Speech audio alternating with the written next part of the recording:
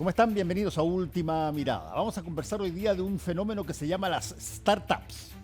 Y con él vamos a conversar con Ángel Morales. Él es director ejecutivo de la UDD Ventures, Así que es. es las Aceleradora. Ventures es el capital de riesgo Claro. y la UDD es la Universidad del Desarrollo. Así es.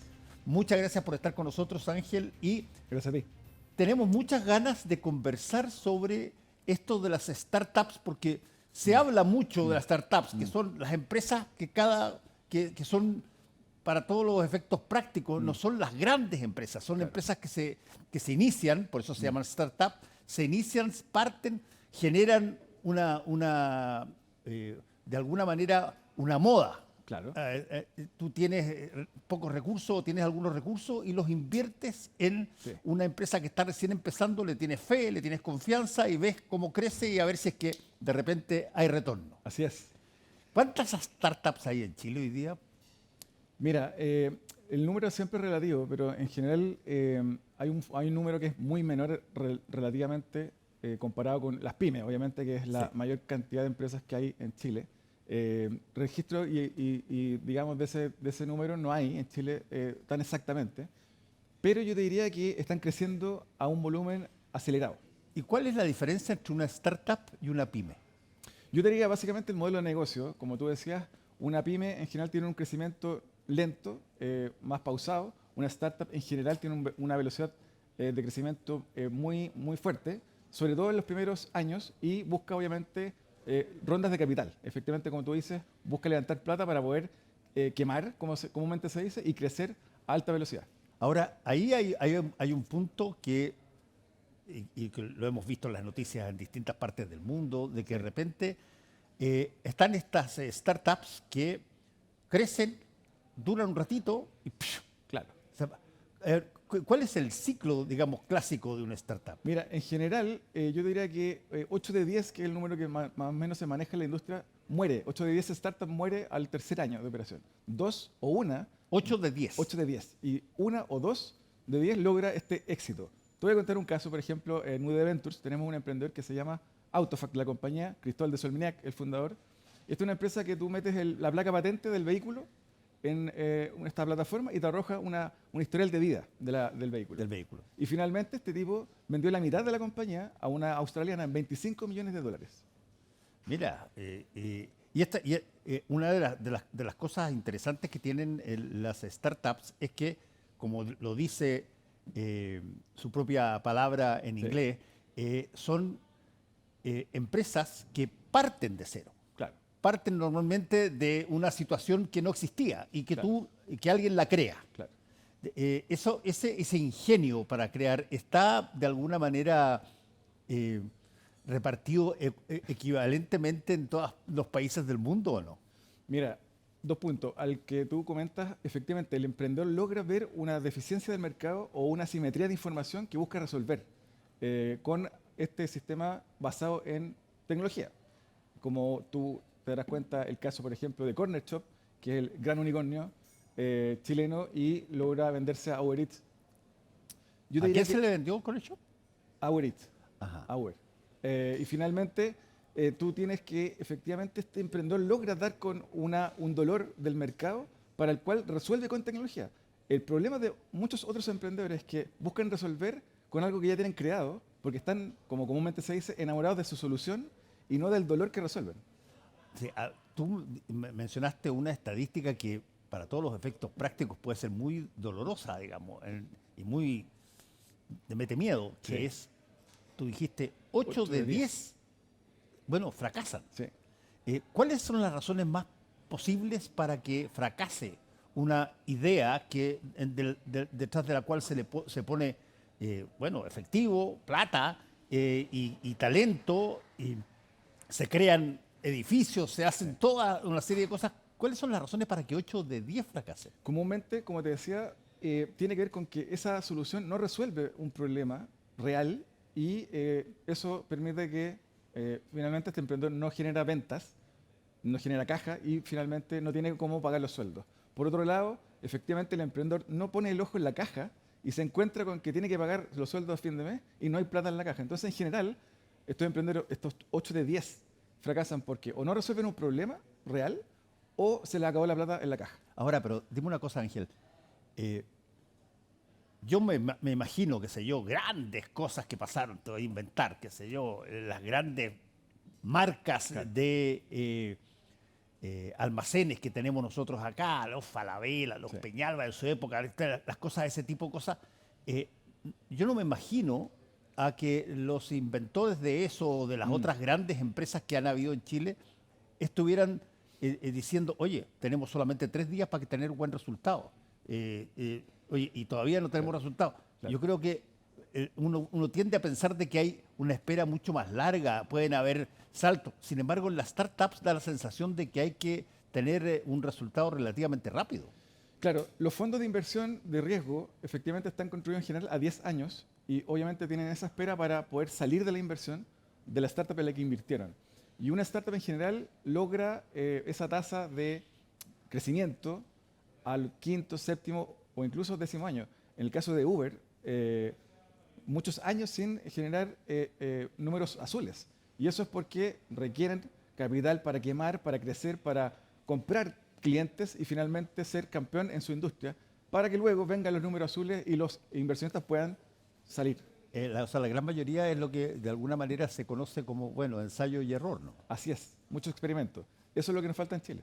Bueno, nos falta eso, nos falta gente que tenga ganas de arriesgar su plata para poder tratar de generar una startup o ha ido creciendo esta modalidad. Hay un mayor volumen de emprendedores en Chile, como te decía, hace 10 años no había el volumen que hay hoy, no había los unicornios que hay hoy. Pero yo te diría que hay un tema como estructural a nivel de cómo el país está generando un relato nuevo que permita ponerlo en sintonía con lo que está pasando en el mundo. Hay un libro muy interesante, Too Small to Fail, demasiado pequeño para fallar, Para fallar, ¿sí? que tiene que ver con los países chicos de menos de 20 millones de habitantes, cómo a través de la tecnología logran escalar y crecer. Ahora,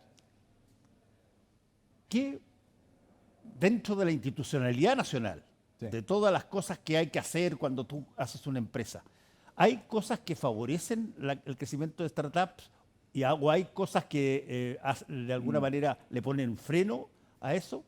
Obviamente que Chile es un país pequeño, 20 millones de personas. En general los startups que son B2B, es decir, que le venden a empresas, de empresa a empresa, les va bien en Chile. Pero los startups que son B2C, que le venden a personas naturales como tú o como yo, tienen que ir a mercados más abundantes. Por ejemplo, Fintual, una startup chilena en el mundo financiero, se fue rápidamente a México a buscar clientes porque en Ciudad de México obviamente tenía mucho mayor volumen que en Santiago de Chile.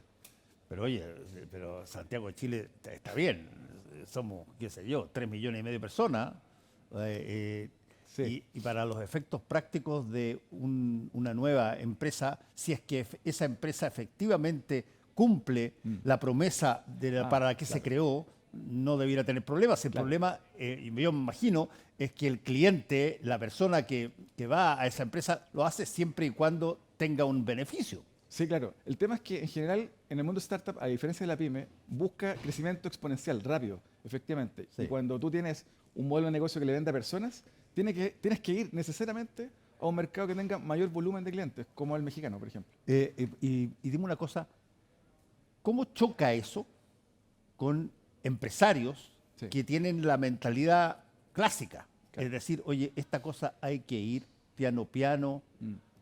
ir aportando, ir viendo lo que pasa en otros países y tengamos las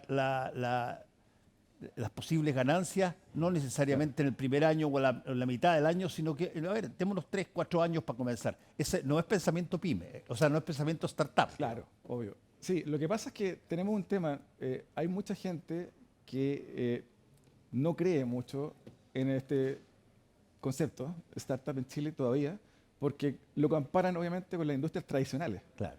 la banca, el retail, la minería, la pesca, la agricultura, que tiene tasas de retorno más interesantes a corto plazo versus una startup que puede estar 5, 7, 10 años. Entonces, yo te diría que hay que ser un poquito como comúnmente se llama un país ambidiestro. Explotar el cobre, los salmones, la tierra, pero paralelamente explorar con startups que puedan mostrar que Chile también puede desarrollar tecnología y exportarla. ¿Cómo se evalúa, Ángel, si una startup tiene sentido o no tiene sentido para apoyar la inversión en ella, por ejemplo. Y cuando no puedes esperar hasta Claro. que te dé las ganancias de un día para otro, digamos. Sino, pero ¿cómo uno o la gente dice, ¿sabes qué? En esta Mm. yo me arriesgo. Bueno, obviamente que todos están esperando no perderse el siguiente Corner Shop, obviamente en Chile, o fuera el siguiente Uber. Ese es el kit del asunto. Pero yo te diría que no es tan trivial, porque si no, esa tasa de 8 de 10 sería distinta. Ahora, yo te diría que en general, sobre todo en este mundo de inteligencia artificial, lo que se está buscando es cómo resolver problemas que tengan sentido y no solamente funcionalidad. Y entonces se está hablando mucho de cómo la inteligencia artificial puede poner una capa humana distinta a los servicios que antes eran muy transaccionales, los servicios que venden las startups. Poder ponerle una capa mucho más conectada con el ser humano. Y ahí yo creo que hay un valor interesante para las startups que van a venir en los próximos 20, 30 años. Sí, a ver, tú mencionaste ahí una palabra que hoy día está, pero muy potente por todos lados, pero que al mismo tiempo provoca comezones, ¿ah? Sí, Que es la inteligencia artificial. sí. La inteligencia artificial, yo conversaba con un amigo mío antes de ayer sobre este tema, y yo decía, mira, cuando tú le traspasas la decisión a Claro. un algoritmo para que tome la decisión de qué hacer en una determinada situación, bueno, rompiste la historia. Sí, La historia, toda la historia en algún momento dado de cualquier cosa, te lo voy a poner en el caso bélico que estábamos conversando. En el caso bélico, siempre hubo una decisión humana de tirar un bombazo y tirar una bomba o hacer tal cosa o invadir un país. Cuando eso tú se lo transfieres a un algoritmo mecánico, el problema es que, bueno, no tienes idea de cuál va a ser la resolución. sí. Hay dos conceptos súper interesantes en lo que tú cuentas. Uno es Human in the Loop, que se está usando mucho en el mundo de la inteligencia artificial, que es el ser humano siempre interviniendo en la decisión final o el criterio final. Por otro lado, hay otro concepto que tiene que ver con cognitive offloading, que es cuando tú transfieres, descargas conocimiento o toma decisión o ética en estos sistemas. Hay un chileno que tiene un libro muy interesante, Maniac, Benjamín Labatut, que lo invito a leer porque... Maniac. Maniac, de Benjamín Labatut. Te mete justamente desde la literatura a este mundo para comprender en profundidad de qué trata. Oye, y puso Maniac en inglés para como maníaco, ¿o qué? Sí, porque es una máquina que permite generar ciertos procesos matemáticos. Entonces, parte del libro es esta máquina que se llama Maniac. Sí, bueno, nosotros estamos empezando a hablar mucho de inteligencia artificial y de todo este asunto y no necesariamente se comprende lo que funciona. Hay un montón de gente que ha dicho, oye, paren esta cuestión. Claro, sí. Ojo, deténganla. Incluso en Naciones Unidas salieron unas como 125 científicos que dijeron hay que parar esta cosa. Porque, bueno, en gran medida se le traspasa la decisión humana a un algoritmo. Sí. Y desde ese punto de vista, no estamos nosotros acostumbrados a ver que las decisiones no las tomen las personas que están a cargo. Sí, claro. Pero como te digo, siempre hasta ahora, al menos, ha pasado que, o está pasando que hay un ser humano interviniendo en la toma de decisión final, en el clic final. Tanto emprendedores como empresas más grandes usan IA para básicamente ser más productivos. ¿Sí? Yo creo que la gente tiene que entender que usando un ChatGPT, un Claude de Anthropic, se puede volver y se hace más eficiente, más productiva. Sí, no, eso sin Sin duda. lugar a dudas. Eso sin duda. Pero miremoslo, por ejemplo, en otra materia donde puede ser usado, en los conflictos bélicos. Cuando tú dices, oye, perdona, el algoritmo dice que hay que tirar una bomba atómica, Claro, porque la tenemos, ellos no, y se acaba el tema. claro. Porque lo que quieren es resolver el problema. Sí, Y si el problema es o tú o yo, bueno, resolvámoslo de una vez Sí. por todas con una forma rápida. Por eso la intervención humana al final, en el último clic, es donde tiene que aparecer. Pues ya. ¿Tú sientes de que esa intervención humana, dentro de, qué sé yo, te pongo un ejemplo corto, Sí. 3, 4 años más, va a seguir existiendo? Yo esperaría, porque efectivamente, por algo el Papa llama a esta empresa, al Vaticano, Sí. porque sabe que esto, igual como lo fue en la Revolución Industrial, en donde también hubo un Papa participando del proceso, es el cambio de la historia, es un hito Sí. fundacional. Por lo tanto, hay que obviamente tener cuidado en efectivamente el uso que se le da. ¿Cómo puedes tú, yo sé que muchos de nosotros, ustedes en la casa han visto películas de esto y ven los robots, qué sé Claro. yo, una serie de cosas, está bien. Sí. Y eso, pero una cosa totalmente distinta es cuando tú sientes que el artefacto que te acompaña, que te resuelve los problemas, de pronto toma decisiones por su Claro. cuenta. Claro. Y eso uno no está acostumbrado a verlo. Siempre ha visto que la última decisión es humana. Sí, claro. Ahora, obviamente que yo te diría que puede llegar el minuto, Sí. que algunos le llaman singularidad, de hecho dicen que va a llegar pronto en los próximos 5 de años, que es cuando un sistema computacional tenga la capacidad de procesamiento de todos los humanos juntos. Y claro, te digan, Fernando, ya hoy día no tienes que comer esta comida, vas a comer esta otra. Y a ti no te gusta. Pero yo soy más inteligente que tú, entonces Claro. me tienes que hacer Te caso. hace mejor para su salud. ¿Fernando le va a hacer caso?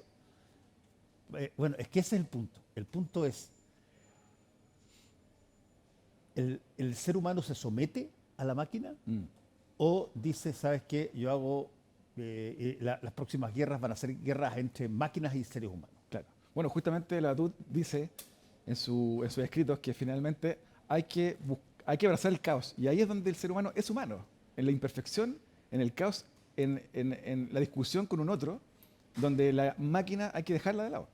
Oye, sigamos, Sí. volvamos acá, porque es interesante el tema de las startups, es decir, porque el hecho de que tú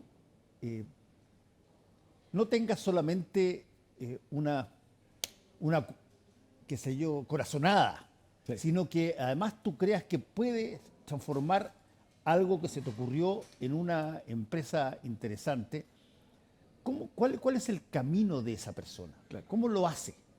Mira, en general los emprendedores que me ha tocado ver como Cristóbal de Autofac son personas que tienen cierta trayectoria corporativa, es decir, tienen experiencia trabajando para un otro, entienden la problemática detrás, entienden modelos financieros, comerciales y luego se someten o interactúan con el problema o lo sufrieron ellos mismos.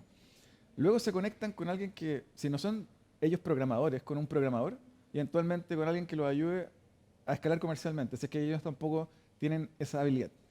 Y finalmente ejecutamos experimentos, pruebas, pilotos, para poder validar si es que efectivamente lo que tenemos nosotros en nuestras manos resuelve un dolor de mercado o no, en una industria obviamente que sea relevante para el caso chileno. Luego de eso, pruebo y vendo. Y si vendo y ese piloto funciona, puedo empezar a proyectar escalamiento. Y dime una cosa, las grandes empresas no se sienten un poquitito celosas o por esto, oye, Sí. estos cabros chicos que vienen aquí creyéndose que la pillaron porque arman una empresita. Sí. ¿Cuál es la relación entre la empresa establecida y la startup? Bueno, la empresa aprendieron de esto, obviamente, lo conocen, lo ven, y hay un concepto que es corporate venturing, que básicamente las empresas haciendo innovación hacia adentro o hacia afuera. Y hay casos diversos, como por ejemplo AgroSuper, que tiene un modelo que se llama Venture Client, que básicamente es pagar por ver. Yo le pago a un emprendedor, a una startup, para que pruebe su solución conmigo, y si funciona, podemos generar un contrato y una orden de compra para que tú escales esa solución dentro de la compañía. Ese tipo de modelos de colaboración con una startup hoy se están viendo mucho más frecuentemente en Chile. La otra variable que creo que es inevitable de planteártela es, ok, ¿la startup se hace más para generar ingreso o se hace más para ayudar a la humanidad? Mira, buena pregunta, porque sí, hay fundadores que se hacen muy ricos Claro, con la por venta eso. de esta startup. Por otro lado, el inversionista retira la plata y se hace rico también, post-inversión. Yo te diría que es, como dicen por ahí, es un mecanismo ágil y eficiente de que el mundo aprenda de la frontera. Versus tener, por ejemplo, muchos centros de investigación y desarrollo repartidos por el mundo, se ha demostrado, hay papers que hablan de ello, de cómo las startups son un vehículo eficiente para aprender, para que la humanidad aprenda y las empresas aprendan respecto a los cambios en el mercado y puedan incorporarlos, versus gastar millones y millones de dólares en desarrollo tecnológico caro, que puede que no termine en nada. Y ahora, el conocimiento para ser parte de una startup o para crear una Sí. startup, ¿es un conocimiento que se satisface con nuestros sistemas de educación corriente o hay que generar un sistema distinto de educación porque es una lógica distinta también? Excelente pregunta, porque este es un debate local e internacional. Tú sabes que Chile está en la OCDE muy abajo en comprensión lectura. Y de hecho, entonces la pregunta que viene es, si los sistemas como Claude o ChatGPT dependen de las buenas preguntas que tú haces, ¿cómo le vas a pedir a un chileno medio que haga una buena pregunta? Entonces, yo te diría que acá hay una cosa que tiene que ver con cómo invertimos, como lo hicieron los S7, estos países chicos, en educación, dada la emergencia de la inteligencia artificial, para reaprovechar esas tecnologías. Y por el caso o por el lado de una startup, obviamente que ahí hay un valor sumamente interesante. A tu pregunta, yo te diría que efectivamente el capital humano chileno es sumamente avanzado. No tiene nada que envidiarle a un ingeniero hoy puesto en Chile versus un ingeniero puesto en Silicon Valley. ¿Y cuál es la diferencia? Sí. La proximidad. Silicon Valley, ¿por qué Silicon Valley en San Francisco, en Estados Unidos? Porque está a una hora, ese emprendedor tiene a una hora el inversionista, la empresa que le va a comprar la tecnología y proveedores. Y acá en Chile, ¿a qué distancia podía estar? Si todo esto funciona en 2 o 3 ciudades. Sí, claro, pero hoy día, en general, los emprendimientos requieren estar próximos al inversionista, al menos en el modelo gringo, la compañía que le puede comprar esa tecnología y actualmente proveedores tecnológicos muy próximos. Pero sí hay un caso interesante. Caspix, que es una empresa de chilenos que tiene un sistema de tarjetas para computacionales, tiene un equipo localizado en Silicon Valley y tiene un equipo localizado en Chile. Igual no puedes pretender competir al mundo solamente desde Chile si no tienes una conexión o un pie puesto en otros países del mundo con algún aliado o un partner. Una última pregunta que es una pregunta penca, que es, ¿hay mucha competencia? Y cuando hablo de competencia no estoy hablando de buena competencia, estoy hablando de como toda nueva creación, genera de alguna manera una rupción en lo que era el estándar hasta que llegó la nueva lógica. Y se ve como el cabro chico que llega de nuevo al barrio y que empieza a hablar de otra manera o empieza a hacer cosas de otra forma y le resultan. ¿Cómo se siente toda la tecnología antigua? Yo creo que esa pregunta es increíble porque mi tesis es que la tecnología tiene que permear la sociedad. Y vamos a experimentar un salto cuantitativo cuando esa señora que vende en la feria tenga en su teléfono un agente IA que le ayude a resolver ese negocio. Cuando eso ocurra, vamos a estar en otra dimensión social porque la tecnología va a ser denominador común del uso tanto de un corporativo, una startup, como una persona de a pie que tiene un puesto en una feria. Y eso es el salto, yo te digo, refundacional de cómo hacemos de Chile un país que exporte tecnología al mundo. Es que ahí me dejaste tirada la pregunta final. Pero la señora esa tiene que entender perfectamente lo bueno que provoca la tecnología, pero también lo malo que provoca la tecnología. Pero ¿Quién se lo enseña?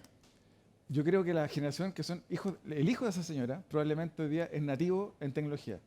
Probablemente ese hijo va a poder ayudar a esa madre a que use esa tecnología de manera nativa, de alguna forma, obviamente entendiendo que hay brechas, hay gaps de comprensión lectora, como lo dijimos, pero hay un proceso de aceleración de resolver esa brecha a través de las nuevas generaciones. Bueno, va a estar interesante esto porque es para todos los efectos prácticos una suerte de competencia tecnológica increíble, desde esas startups que nos reíamos al principio cuando todos hablaban en inglés sobre una empresa que recién creada, a la inteligencia artificial de alguna manera monitoreando todo esto. Así es que muchas gracias por haber estado con nosotros y estaremos muy atentos a ver si es que conversamos más adelante cuando ya haya más novedades que contar. Muchas gracias, Fernando. Muchas gracias. Muchas gracias a todos ustedes por su presencia viéndonos. Que le vaya bien. Chao.